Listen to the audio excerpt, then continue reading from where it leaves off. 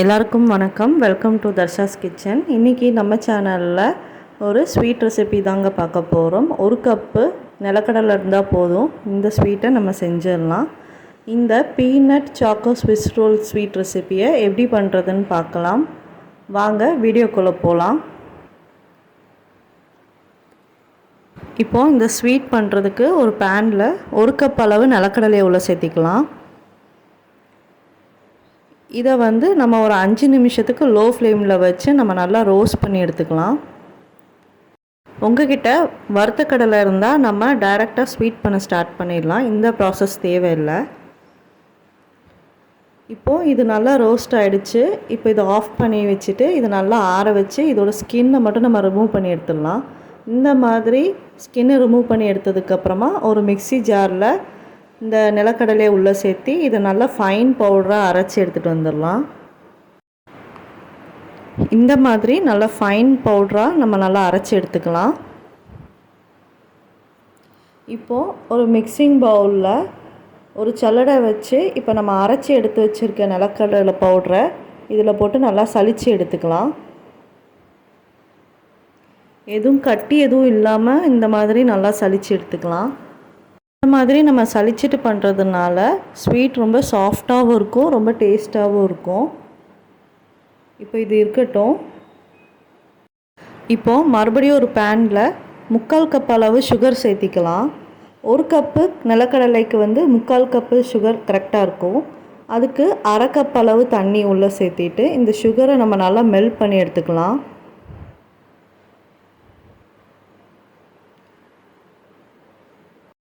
Sugar நல்லா கரைஞ்சி ஒரு கம்பி பதத்துக்கு முந்தின ஸ்டேஜில் இருந்தால் போதும்.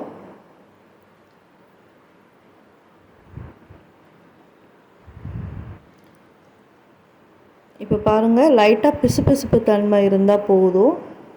இப்போது இந்த இதில் நம்ம அரைச்சி வச்சுருக்க நிலக்கடலை பவுடரை இது உள்ளே சேர்த்திக்கலாம்.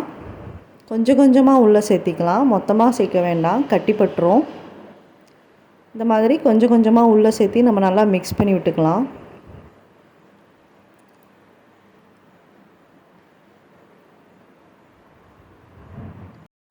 இப்போது எல்லா பவுடரையும் உள்ளே சேர்த்தியாச்சு. இப்போ இதில் ஒரு 1/2 டேபிள் ஸ்பூன் அளவு நெய்யை உள்ளே சேர்த்திக்கலாம்.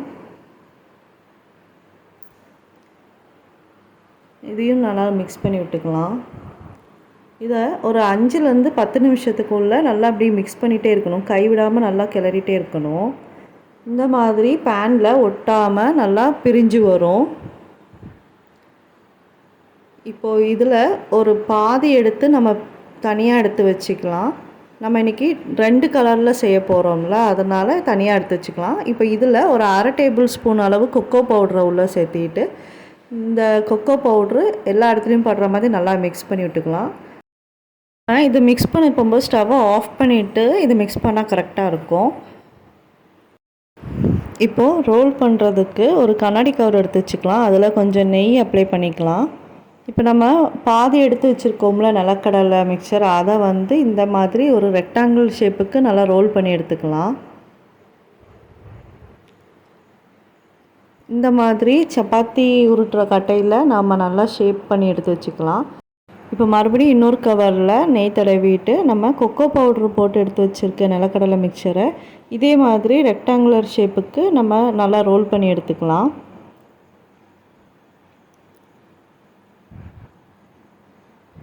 இப்போது இதையும் ரோல் பண்ணி எடுத்தாச்சு, இது இருக்கட்டும்.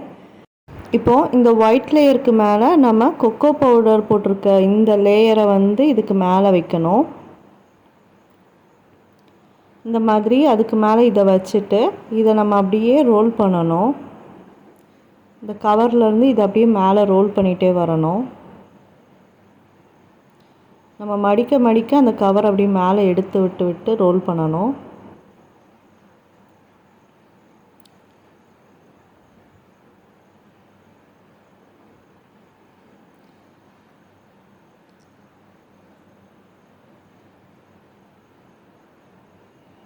இந்த மாதிரி ஃபுல்லாக ரோல் பண்ணதுக்கப்புறமா இப்போ இதை எடுத்து வெளியில் பார்க்கலாம். நல்லா ரோல் ஆகிடுச்சு. இது கொஞ்சம் திக்காகணும். அதனால் இந்த மாதிரி இந்த கண்ணாடி கவருக்குள்ளேயே நல்லா ரோல் பண்ணி வச்சு ஃப்ரிட்ஜில் ஒரு 15 நிமிஷத்துக்கு நம்ம இதை வச்சு எடுத்துகிட்டு வந்துடலாம்.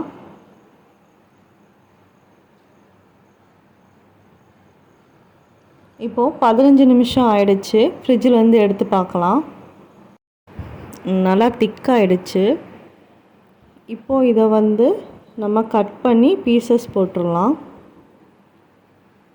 ஃபஸ்ட்டு அந்த ஓரத்தில் இருக்கிறத கட் பண்ணி எடுக்கலாம்.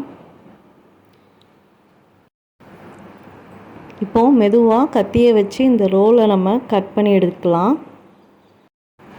இங்கே பாருங்கள், நம்மளோட peanut choco Swiss roll sweet recipe சூப்பராக ரெடியாகி வந்துருச்சு.